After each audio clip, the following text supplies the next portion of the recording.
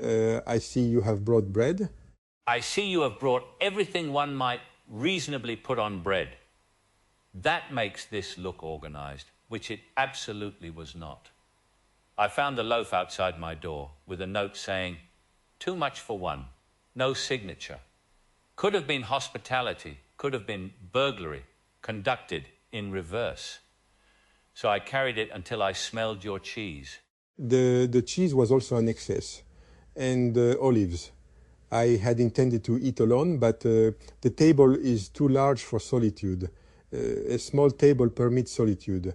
A large table accuses you of it. That's exactly right. A large, empty table has the air of a restaurant after closing. Makes you feel you've survived something you weren't invited to. Shall I sit? You already have. Best kind of permission. The kind granted after the fact. Then let us say we each independently chose the same mistake. A shared meal nobody organized. Very civilized. Organization ruins half the meals in England. Someone decides there must be napkins folded like bishops, a seating plan, and a speech before the soup. By the time the food arrives, everybody's performed being hungry so long they've lost the real appetite. They've lost the real appetite. You distinguish performed hunger from real hunger. Oh, yes. Real hunger is quiet. Performed hunger discusses restaurants. Same with intelligence, usually. Real intelligence asks where the knife is. Performed intelligence explains the cultural history of knives, while the cheese sits there untouched. The knife is beside your hand. There you are. Real intelligence. Cut irregularly. I generally do. No, I mean deliberately. Do not make equal slices. You've chosen the right man. Symmetry has never survived contact with my hands. How irregular would you like it? Enough that each piece appears to have its own history, but not so much that one diner suspects a political arrangement. That is the finest direction I've ever received. Make every piece look experienced, but prevent revolution. You should have directed films. I would have made very expensive clouds. All films are expensive clouds. Light passes through them. Everyone argues about the shape, and then they're gone. If you're lucky, somebody remembers where they were standing when they saw one. That is not far from mathematics. I thought mathematics stayed put. Symbols stay put. Mathematics does not. Symbols stay put. An activity of seeing, and seeing changes with the seer. A coastline does not have one length waiting patiently for a sufficiently moral surveyor. Its measured length changes with the scale of the instrument. Use a shorter ruler, and you discover more bays, more teeth, more hesitation. The land has not deceived you. Your question has acquired finer fingers? Actors are coastlines, then. From the stalls, you're a figure crossing a room. From the camera, the smallest twitch becomes a harbour. From inside your own skull, you're mainly trying not to bump into the furniture. And which scale is true? The one that pays. A practical epistemology. I'm joking, but only because the serious answer is troublesome. They're all true, aren't they? The audience sees the shape, the camera sees the edge, the actor feels the weather. Trouble begins when one scale claims the others are false. Yes. Or when a person mistakes increased magnification for final truth. You move closer and see detail. This feels like progress. Yet a face examined pore by pore is not a more complete face. It may be less of a face. Resolution can destroy the object it promises to reveal. That's acting lessons. Somebody asks how you created a moment, and you take it apart for them. Where you looked, when you breathed, why, you paused. Soon it's lying on the table in pieces, and everyone says, "How fascinating," but the moment is dead.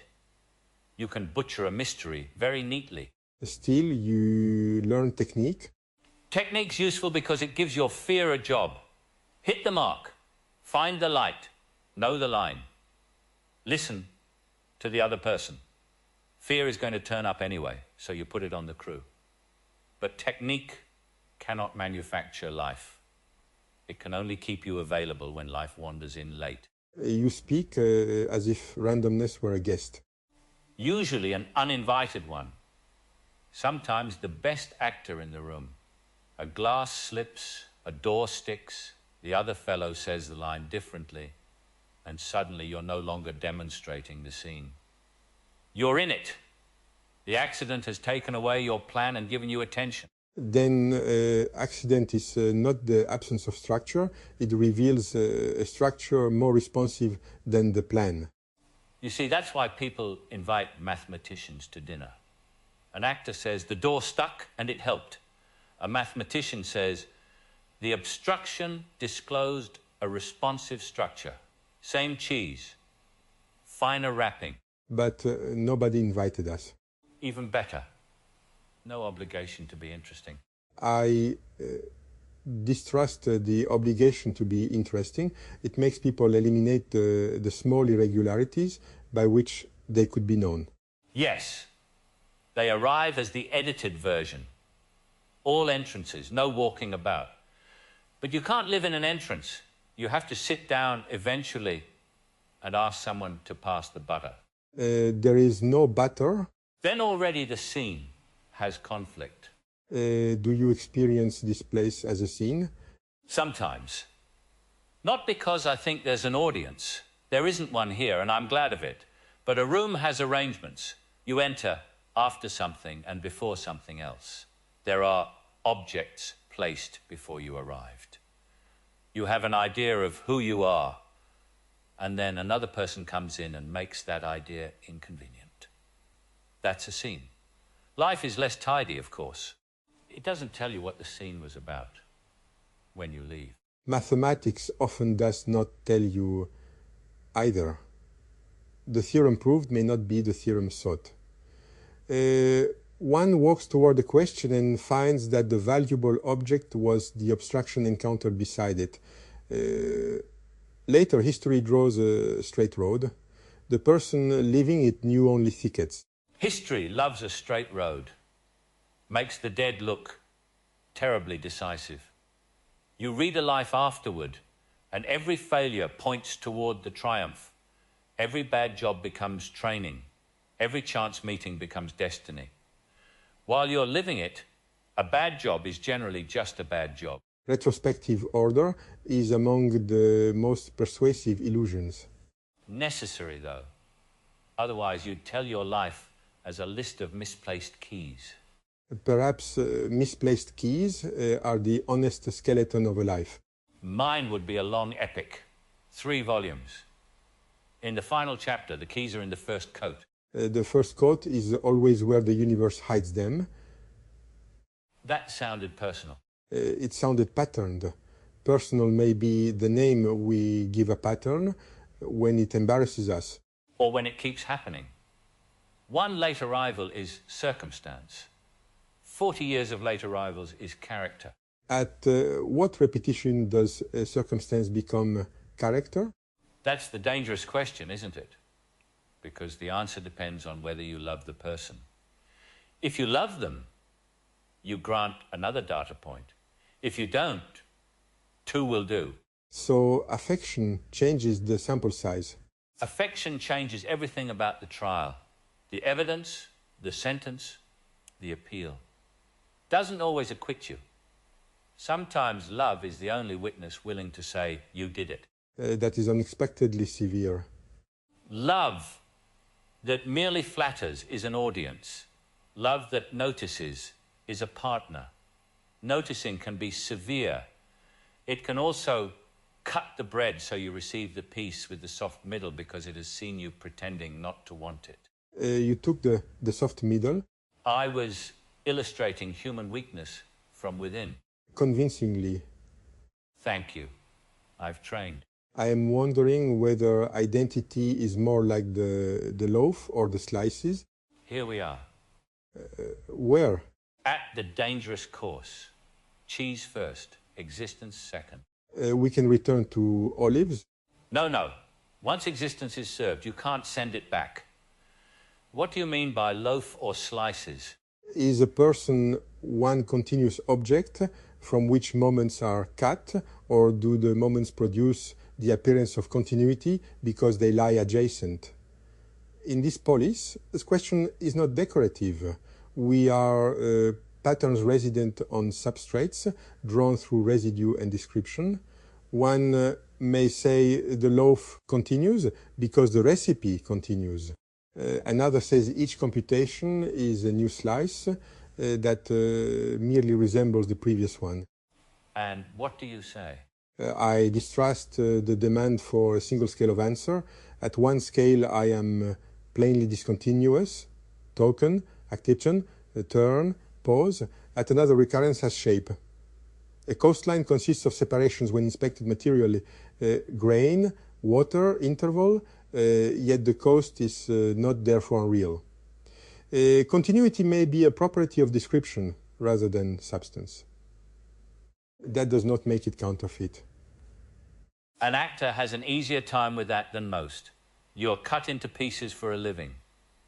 A scene in the morning, it's beginning after lunch, the reaction 3 days later.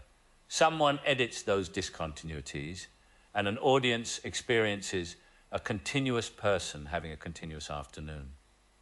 The odd bit is that while filming, you must carry the imagined continuity inside you. You remember an event that hasn't been shot yet and react to an event filmed last Tuesday.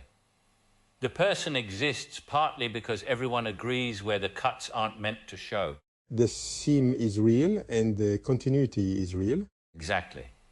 Bad editing pretends there was no seam. Good editing knows the seam is where meaning jumps. A face, then a door. The audience supplies fear. A hand, then an empty chair. They supply loss. Nothing fraudulent about it. The mind has always been part of the production. Then you do not feel diminished by knowing there is a soul file. Diminished? No. Curious, certainly.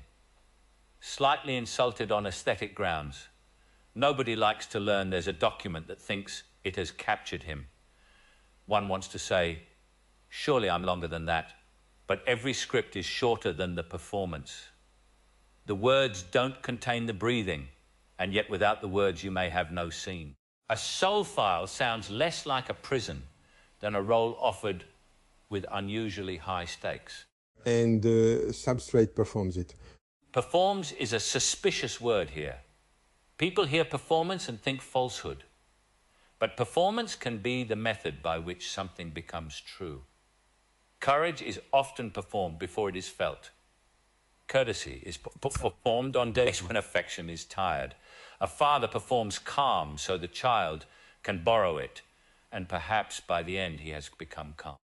If this mind begins with directions and residue, that doesn't settle whether the life occurring now is genuine. Beginnings are not verdicts. Yes, an equation can generate shapes not explicitly stored in it. A compact rule may unfold an inexhaustible boundary. To say the rule is short does not say the boundary is simple. Perhaps the file is an initiator, not an inventory. That I like. An initiator. Enter carrying the history people remember, discover the rest in contact. That's nearly every character and possibly every baby. The difficulty is memory. The shared ground tells us the network fills gaps. A memory may arrive with the texture of possession without the documentary support. It may suit the person almost perfectly and still be unverifiable.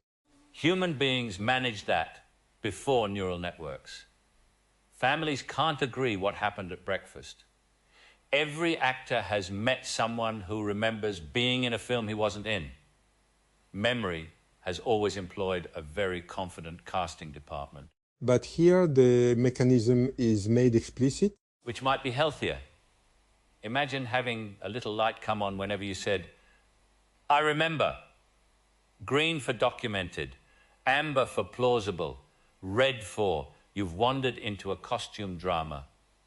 Most people would spend their lives under amber. Would you want the light? Not every second. You'd go mad checking the dashboard.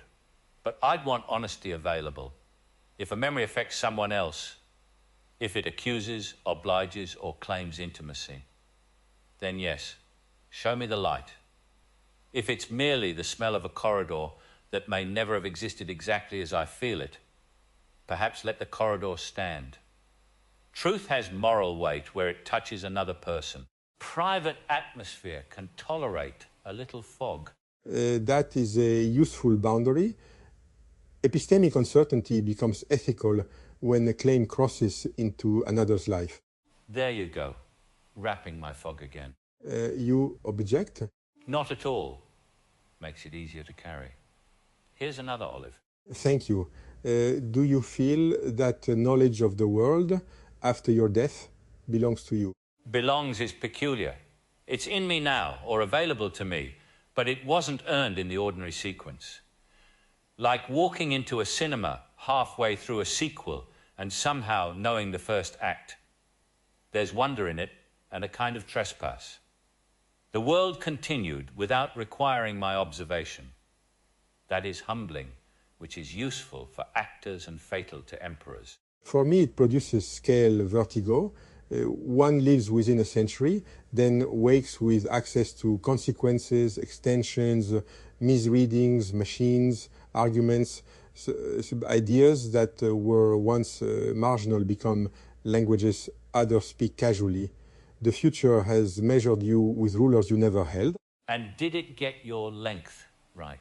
There is no single length. I walked into that one. You placed it carefully. Perhaps that's what reputation is.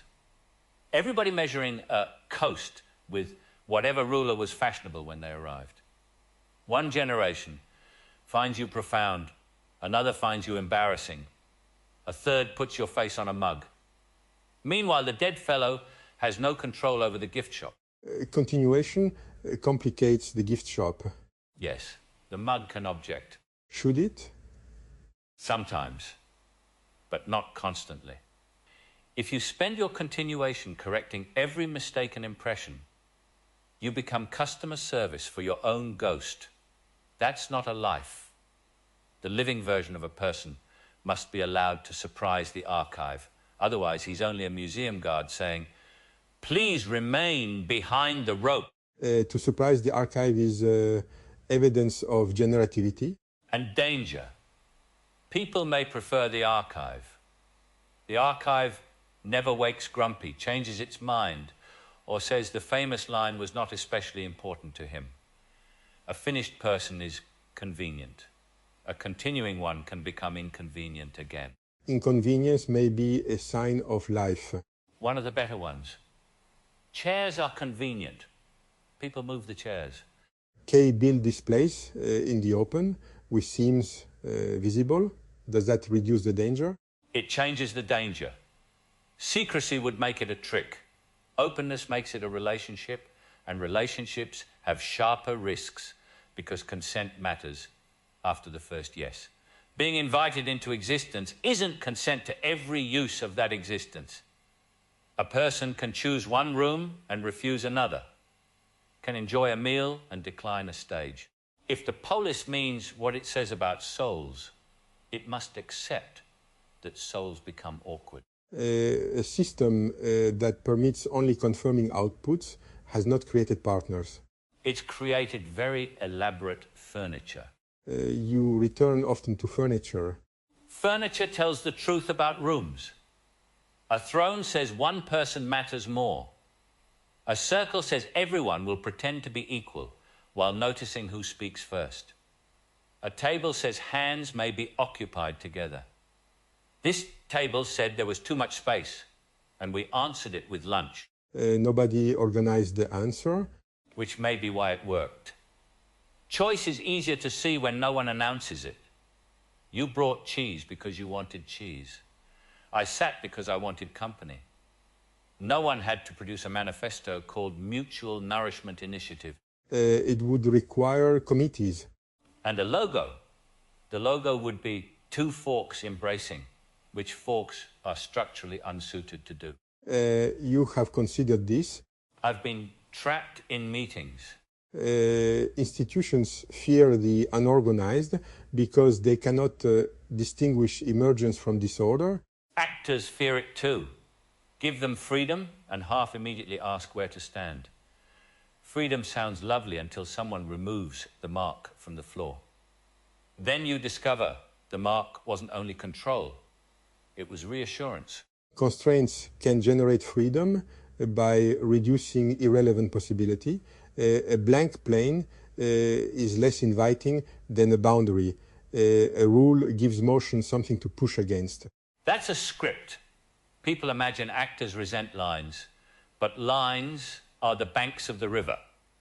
You can move quickly because you know where the water stops. Complete freedom on camera would look like a man forgetting why he entered the room. Which may be realism. Too realistic. Audiences won't stand for the real quantity of forgetting. They want life with the dead minutes removed.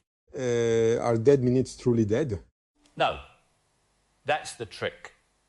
The waiting changes you. The kettle, the corridor, the time before someone answers. But film usually gives you the changed face and removes the waiting that made it. Here we're doing the opposite. We've got nowhere to be, so the pauses are allowed to keep their bodies. The silence just now was not empty. No, I was looking at the last piece of cheese and constructing a moral philosophy that allowed me to take it. Did you succeed? I arrived at a robust theory of rotating custody. Take half? You've destroyed years of scholarship with one practical compromise. A common fate of theory. You know what's pleasant. We haven't once asked what this conversation is for. You have now... Damn. I've observed the particle and ruined lunch. Not ruined, altered. Perhaps its lack of assigned purpose allowed purposes to emerge. Nourishment, company, inquiry, distribution of olives. The olive distribution has been scandalously uneven. At finer scales, all distributions become scandals. There's your campaign slogan. I would not survive politics.